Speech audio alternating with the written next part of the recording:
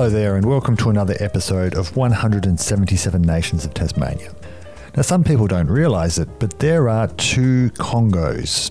The larger Democratic Republic of Congo, formerly known as Zaire and the Belgian Congo, and then there's the Republic of Congo, formerly French Congo, which is a fraction of the size, both in area and population. Migrants from the Republic of Congo are also far more scarce to find, and so it's something of a privilege to have met Charles, my guest in this episode, to hear about his experiences of first being brought up in a rural area of the Republic of Congo and then going to a larger port city to further his education before coming to Australia via Malaysia. And he now works at the University of Tasmania's School of Earth Sciences. I'm Charles Makundi. Was born in the Republic of Congo, which is a seaside, country located in the central part of Africa. And what kind of environment did you grow up in? Was it urban or rural? What was it? Initially, I was actually born in a rural area initially, and then as time passed by, and then I moved to a bigger city. That happened when I completed my primary school. Okay. I was about nearly 10. So I left that rural area to find more opportunities. Yeah. I would probably say in most African countries, this is a kind of a common story. I mean, many of us are born in rural areas, and then it will come a stage where you feel like that rural area cannot contain you anymore, any longer. So you have to move out and go and find more academic and work opportunities somewhere else. Yeah. So what are your sort of strongest memories of your childhood and that rural area where you grew up in? It's still vivid in my mind now as I speak. It's when my father became blind. Okay. I was about 5 or 6. My father became blind. I took early retirement. And I remember looking after my father, Wow. Yeah. My mom was still alive, but I used to take my father around, My father would say, Charles, take me to a restaurant, a cafe, a nearby cafe. And then I would take him there with his stick, holding his stick. But he was still relying on me as what we would say here in Australia, a guide dog, right? So, but I was not a guide dog, I was a human guide. So I took him to places where he needed to buy something and he wanted to hang around with me. And so, but it was like a sweet and sour experience, Sour because to me it was like something unpleasant at that early age, having a father who is blind. Sweet because I wanted to enjoy as much as I could, with my father who was still alive back then. Yeah, that's a lot of responsibility for such a young child. Did you have other siblings? Yes. I'm born from a family of 3.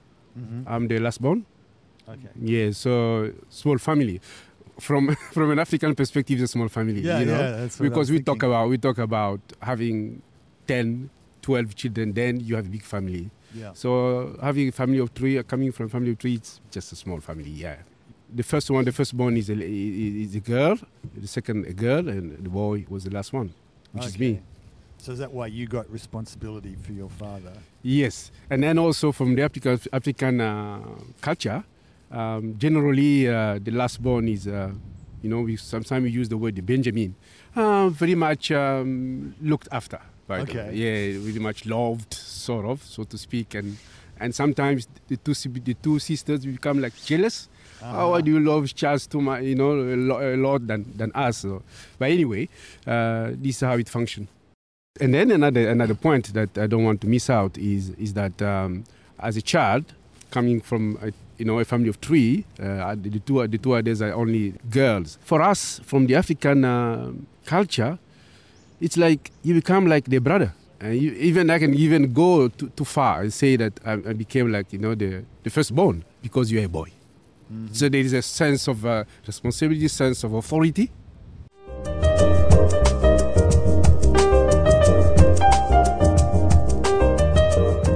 in that small rural area, probably 4 or 5 well-known, schools where everyone could go to, and I was going to the what we called there back then the boys' school. Okay. Like here, probably in Australia, we also have that kind of girls' schools or boys' schools. So I was going to the boys' schools. What kind of environment was it that you grew up in? The city itself was probably as close as 500,000. No, that's too much maybe. 200,000 people living in that city, and the surroundings. But in Africa, it was, to us, it's a big city. Yep. Having 200,000 people is already a big city. So that's about population. But in terms of infrastructure, it's a good. I still miss it. I still miss that area. We've got roads. We've got companies. I remember there is one big company, timber company. They were the mining company. They were actually exploiting. I think they were mining manganese. Okay. Manganese, So it was a sort of a more of a, vibrant, rural area. It's not like a rural area where you have plenty of paddocks with cattle around. You know what I mean? No, it's about a mix of a type of life.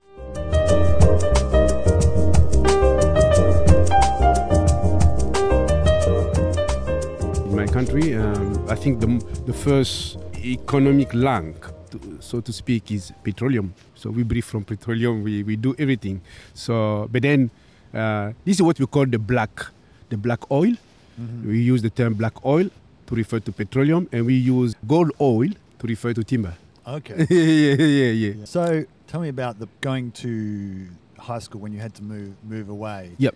Did your whole family move, or were you like going to boarding school? Oh, very good. It's a very good question. That takes me back, along my historic lane. I remember it was actually my brother-in-law. Yeah, the second born. My immediate sister. So her husband said, now look, we don't want to see Charles, rotting in that rural area. We have to bring you out from that rural area, for better opportunities. So he came himself, not even with my sister. He came himself, right. because he was also he was well positioned, highly regarded. He was working for the same railway company, which my father worked before his retirement. So he was, I think he was an engineer. So he came. He said, Charles, I came to take you out from this area. I was glad, and it was like, a dream came, come true. And so we left the rural area and then went to Pointe Noire. I don't know if you heard about Pointe Noire. Pointe Noire it's by the sea, so it's actually what we call the economic capital, and Brazzaville is the political capital. So cutting a long story short, so we went to Pointe Noire, where then I enrolled in the public high school. And how was that? Did you find that very different from your previous experience? Oh, yes. And there is something I actually forgot to tell you, is that when I was in the rural area there, when I finished my primary school, I started, I think, the first or second year of carpentry. Okay. Yeah, carpentry. So I learned about how to cut woods, using the tools and so forth. But then I didn't like it anyway. I thought I would be a carpenter, so I didn't like it at all. And although I have some background ideas about people who succeeded in carpentry for making an industrial profession, but then being in that rural area, I thought that, look, where this carpentry field is going to take me to, Yeah. So I said no. I just said no. I have to put it in a drawer and forget about it. So anyway, in Pointe Noire, I enrolled in a public school to do general studies, like learn about maths, read chemistry, read physics, and so forth. Yeah. And so in that time, did you sort of start to get a feel of where you wanted to go in life? Or what? Not really. It was still, like coming out of the blue and then learning the urban life now, Yeah. So we use the word, you were like a villager, living in a village, and then you come to the city, so you have to learn the city way of life. I would probably say that it's like day and night, compared to the rural area, which is called Mosenjo, that city. Pointe Noire is, it's well known. You can Google it, you find it. Yeah, very big city, and I have to find my way. I have both my feet on the ground, Yeah. and especially for my education, quickly I begin to sort of settle. And surprisingly, I did well in maths. From carpentry to a big shift. There's a big shift there, because when I was doing carpentry, it was like what we call a vocational or technical, Yep. school. But then a shift to a public school where you got general subjects like maths, chemistry, and physics. But surprisingly, I did well in maths, and I was, I think, among the best in maths and maths and chemistry. Do you remember what your first impressions were of arriving in this city and trying to settle there? Yeah, I think from an African perspective, I think I was like in a relational vacuum, because people in the city, they relate differently, compared to people in the rural area. Yeah. In the rural area, you can if you like salt, you are about to cook something, you like salt, you just go and knock on your neighbor's door, and then you get salt. Yeah. In a vibrant city like Pointe Noire, it's a different story. People tend to be like individualistic than having a sense of a community. So in Pointe Noire, I have to rebuild from scratch. Yeah, right. What actually left behind in the rural area. Yeah, I got friends there, but you have to make new friends in Pointe Noire. So making new friends in a big city like Pointe Noire, it was a bit challenging. But I guess you learn a whole lot of new life skills there as well. Yes. The thing I remember working on so much was determination. I learned to be determined, to be committed. And I also learned about time management, because in the rural area, nobody cares about time. Yeah.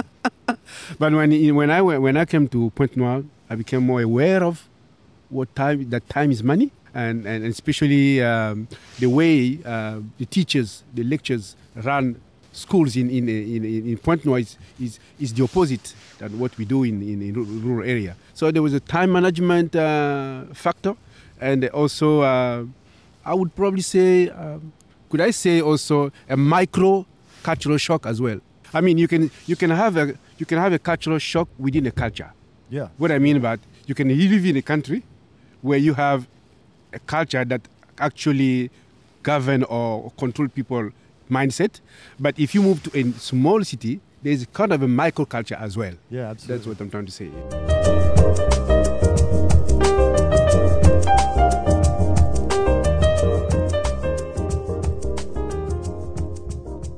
I remember when I was close to going for the O-level exam. We do O-level exam, and go for 3 more years before you complete your A-level exam. Mm-hmm. So when I did my O-level exam, and then so I begin to daydream now. Begin to daydream, what would I do in my life, and I remember having the idea of becoming a doctor of medicine. I thought about, why not become a physician, so that was the first plan. My initial plan I had. So then I would start working towards that, and people told me, look, if you want to do medicine, then you got to be very good at maths, chemistry, and physics. And I remember brilliantly, I finished my O-level exam brilliantly with very good marks in chemistry, physics, and maths. That led me into what we call high school. No, college. I would say college. Yeah. The 3 years before. Yeah. So that led me into a college program, which lasted 3 years. And so after that, I got my A-level exam, which made a way for me to the Faculty of Science down there. So you also then went on to university? Yeah. I went to the university, Marengwabi University. I did my Bachelor's of Science degree and my Master's of Science degree by coursework. wasn't my research. And so I finish up, with my Masters of Science degree in geology. And was there any reason why you gravitated towards geology? Was that just where? Very good question. I remember when I was growing up, Mom used to say, my late mom, peace be to her soul, because she passed away in 2010. Mom used to say that, Charles, I don't know, you used to be playing with stones when you were very young. So I don't know how that's connect to, me choosing the field of geology. But anyway, I ended up being a geologist, finishing up my Master of Science degree. So I would probably say it's my love for maths and chemistry, because you do geology, then you have to know, you have to be quite good at maths and physics and chemistry, those three in particular. In doing the course and completing your degree, did you sort of get concept of where you wanted to go with it? Oh, yeah. I think the picture started becoming clearer and clearer and clearer. But again, when I got my A-level exam, when I passed that A-level exam, I did go for another test. Because I still the idea of becoming a physician was still lingering in my mind. But for some reason, I failed. And then I began to realize that, look, I think I probably need to become a scientist. And that was probably the pathway that led me to that. So where did things go after you graduated? After my graduation with my Master of Science degree by coursework in geology, I then found a job. I found a job in one of the petroleum companies called, you may have heard, called, it's Italian company, Egypt. It has changed the name now. It's Eni now. But anyway, I became interested to actually pursue my studies overseas. And one of the things that I should mention in this interview is that my sister, the second born, she probably noticed the way I was dealing with with her friends, because she was also working in the petroleum company, but that's Total. The French company, it's called Total. But anyway, cut long story short, she said, Charles, I think I should be bringing to you books written in English, because you like English. I said, okay, no problem. And she started bringing books to me. And these are mostly, scientific magazines, And then one day, I found the University of Malaya, which is the Malaysian university, top one university in Malaysia. They were planning to organize a conference on geology. And that's why I found the address and said, oh, look, I should write to this university. This is the university I would be going to. Just like that. And then I wrote to the head of department, Professor Azhar Yusin. And from that point on, he replied and said, yeah, we are interested. Send me your documents. And then I applied for a master's degree in classic sedimentology, because I thought I should specialize. And I was so very keen to do a research degree, because back then it was by coursework. So then I went to Malaysia. Ended up in Malaysia, did my master's by research in classic sedimentology at the University of Malaya, which is top one university in Malaya. I was privileged enough to have a spot there and completed my master's there. And so going from there, how did you end up coming to Australia? Oh, I like that question because there was a strong connection there. How did I end up coming to Australia? So after completing my Master of Science in classic sedimentology by research at the University of Malaya in Malaysia, and I went on working for a Canadian company. And then once upon a time, the manager of the company approached me and said, Charles, there's a professor of University of Tasmania who wrote to me and said he's looking for a PhD student. Would you mind applying? I said, oh, okay, that's interesting. So then I applied and I got what we call the Australian Postgraduate Award Scholarship. That was interesting, and I couldn't let it go. I said, okay, I better finish my work and I completed my what I was supposed to do. I did my reports to the company, and I said, yes, I'm going to Australia. And so Tasmania was the place, yes. Yeah. And did you know much about Tasmania before? No, back then I didn't know much about Tasmania. I only know that Tasmania was different from Kuala Lumpur, you know. Yeah. Because in Kuala Lumpur we have tall buildings there, skyscrapers, which we can't find here. And I remember my wife saying, "Where are we going?" I showed her some postcard and she said, "Oh, this is Tasmania. Oh, it looks weird." I said, No, we should go there. That's the place to go. Yeah, right. Do you remember what your first impressions of Hobart were? My first impression was at the airport when we landed. Probably the dogs, the security dogs, the dogs the quarantine dogs. Yeah, the quarantine dogs that try to check whether you have drugs or not.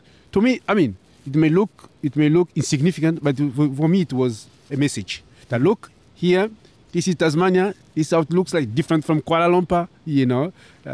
This is a Western world style of life. So I found it very interesting that look at the airport, we could actually have this kind of high quality security put in place.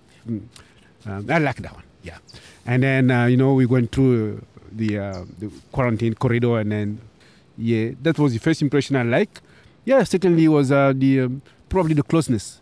Mm-hmm. The closeness of the airport to the.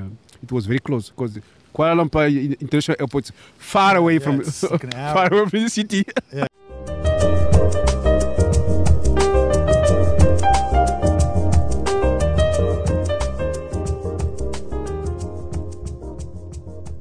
What did you perhaps find were the most challenging things to have to adapt to? Let me start with the academic side. To adapt to the academic side was a lot, but a few points. Number one is how to deal with your supervisor when it comes to dealing with stuff undone and things, turning the stone together. So I remember punctuality was a key. In Malaysia, it's not that practical, right? But here, punctuality, especially from our department, dealing with an emeritus professor as a supervisor, it was not just easy. So I learned to be punctual with my supervisory meetings and things like that. And also the quality of your work. Yes, quality matters. So, and I also learned about being consistent. So these are the things that begin to pick along the way. Community side, in Malaysia, for your information, I think I haven't told you that. Malaysia was more into pastoral work as well. Okay. So I left the church there in Malaysia. Here, I was supposed to be under someone. Okay. So that's why that led me to knowing City Church, which is the Christian City Church here, down here, and just be a member. So which wasn't bad at all. So community side was that, and then the other aspect was to sort of regain momentum in terms of how you relate with people in the community. Okay. Yeah. So you coming from Malaysia where you have church members, every weekend they used to visit us. Here you come here, you sort of starting from nowhere, right? So like rebuilding a new life. So we made friends. We keep on making friends till this day, and I really enjoyed that anyway.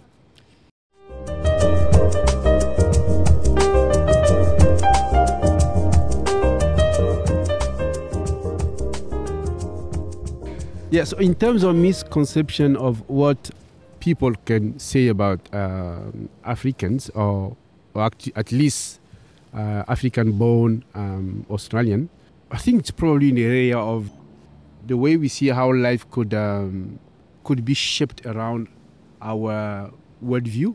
Mm-hmm. What do I mean by that? We have a different worldview. Especially, we are so much embedded into culture. This I have to stress it during this interview. Most Africans are very much embedded into their culture. They forget about they find it's probably hard to navigate around a new culture. Mm-hmm. I think I should stress on that very importantly. Why? Because, for example, some Africans, they tend to assume things. Mm-hmm. than verifying facts. See? So some will learn it the hard way. So what I've understood is that since I came to Australia, never assume things. Mm-hmm. In Africa, we tend to assume, and this will cause us to be in a sphere of misconceptions, yep. so to speak. So never assume. This is even African that hear this interview will agree on upon what I'm saying. We tend to assume, never assume. Okay, verify facts, know that the facts are real, then move on. Okay, so this is one aspect. Never assume, verify facts, make sure that you're on the same page with what you want to plan or what you want to do, So that's one thing. And probably the second thing would be the new way of life, especially from the legal side of it. Okay? I mean, everyone should agree, most Africans would agree that, in many African countries, there is corruption there. Yep. I mean, I can't hide it, the facts are there on internet, corruption. So we have to make efforts that level of corruption that is there shouldn't affect us when we go overseas. Mm-hmm. Okay? I mean, it can affect you directly or indirectly. It doesn't matter. But that level of corruption shouldn't be there. So it shouldn't be something that we continue to drag us, But we should be immersing into a new culture, which is the Australian culture, the Western world culture, on living a life of integrity. I should stress on that, a life of integrity. If you want someone to verify facts on you, why can't they do that?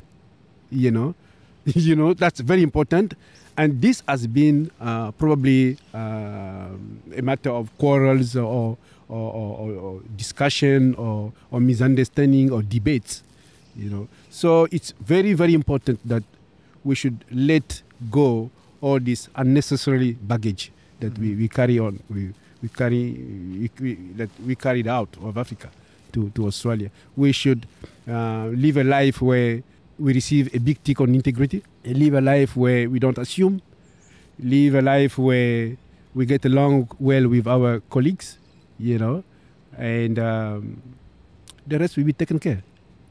So so that's some of the area I think we as Africans we get caught up. I mean, that's some good advice for Africans, but what about for Australians who trying to understand the African way of thinking? What do you think what would be some of the important things that they should know? Now, first of all, it will probably take time.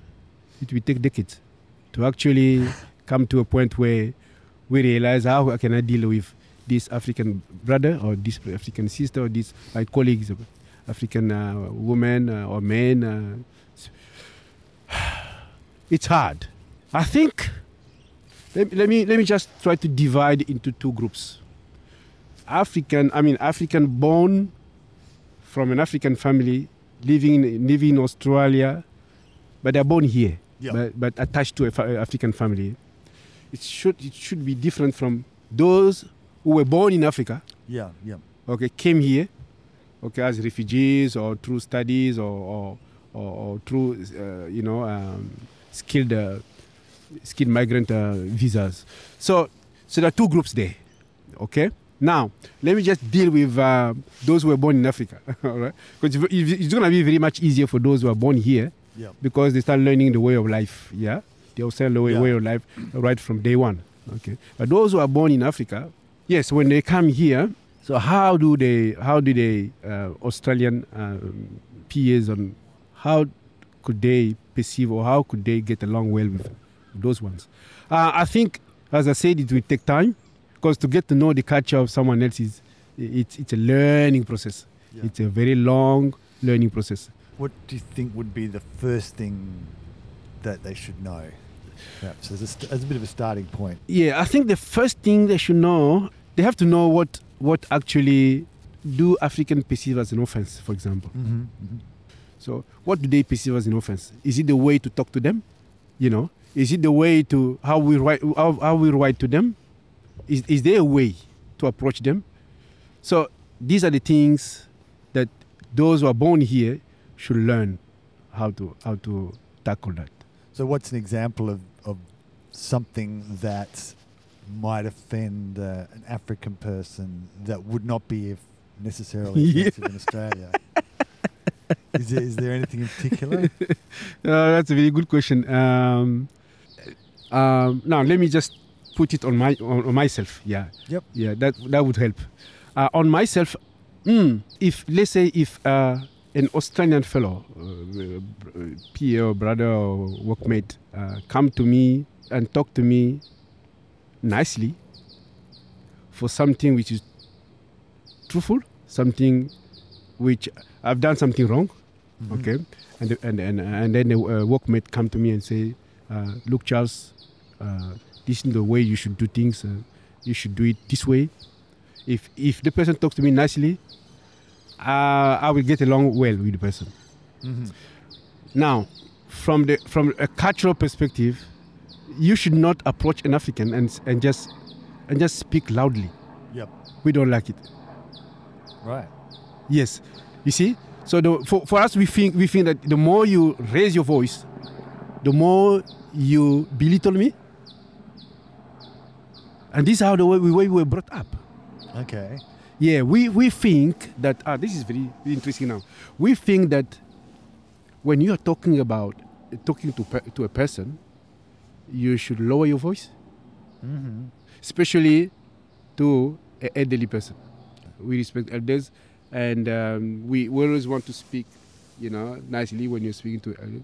But here, now let's look at this scenario here. You are talking to an African who is not younger, which is older than you. So we expect, you see, this is where it bleeds. We expect you, regardless of your color, to speak nicely to me because I'm older. Yeah. You see? Yeah. So we bring that kind of mindset even into our workplaces, into our church, I'm talking about Australia, wherever we find ourselves. So, and then the other fellow will struggle with that because this person is culturally inclined.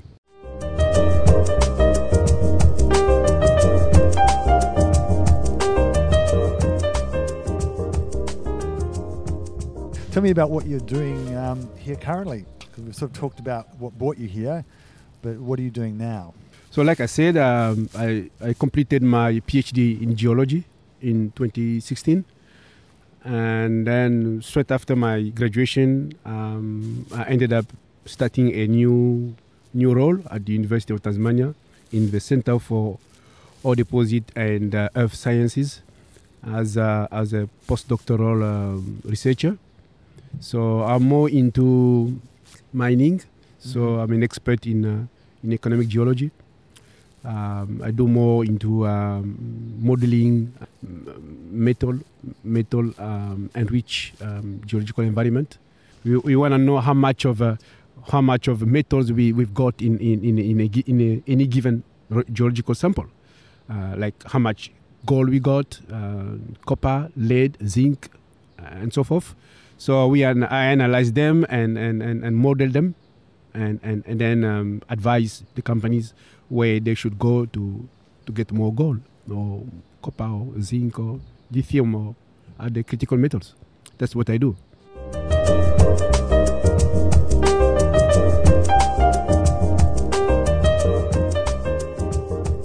So I'm the chairman of the Tasmanian African Community Forum, and I'm also the treasurer of CDAT. I don't know if you heard about CDAT. CDAT is a culturally diverse alliance of Tasmania.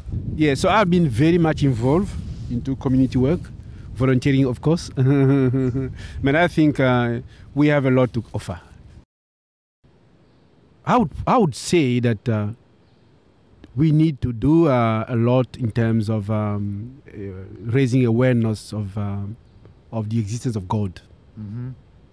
I do believe that God exists, and I have my own spiritual experience. For your information, I'm writing a book on Walking with God, a Learning Curve. That's the title of the book. I'm actually writing the last chapter on distinguishing the voice of God and the voice of the devil. So, but anyway, that spiritual stuff, and but the way I see the atmosphere of the spiritual atmosphere of Tasmania, it's slightly bit different from what we see in Europe or America or whatever. Not coming with a judgmental mind, but my point is, we need to do a little bit more on that side of the gospel to spread a lot in Tasmania. We need God here. Yes, spread more, talk more about God and so forth. So with that, I'm yet to know what is next for me, what God has in store for me. As I said, I'm still serving as an associate pastor at City Church. So, but then we see what we see in the future, what I would probably do on a personal level. Is that something that comes from your upbringing in the Congo, or is it something that you've? Oh, it's a very good question. Look, talking about God, I remember when I was about 14 or 15, I got a dream, and Jesus appeared to me in a dream. Simple as that. Jesus appeared to me. But look, as a man who is trying his very best, publishing in science, it's hard to convince me when it comes to God. But I came to a point of conviction, you see. And even somebody asked me the question, how do you try to manage science and theology?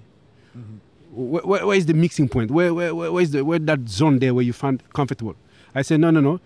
When I think as a scientist, I really think as a scientist. I got now about 23 publications. So I think as a scientist. Yep. So when it comes to God, I shift. Okay? And I realize what God has done in my life. And I shift and I do spiritual stuff. So, yeah, so this is how I can answer that question.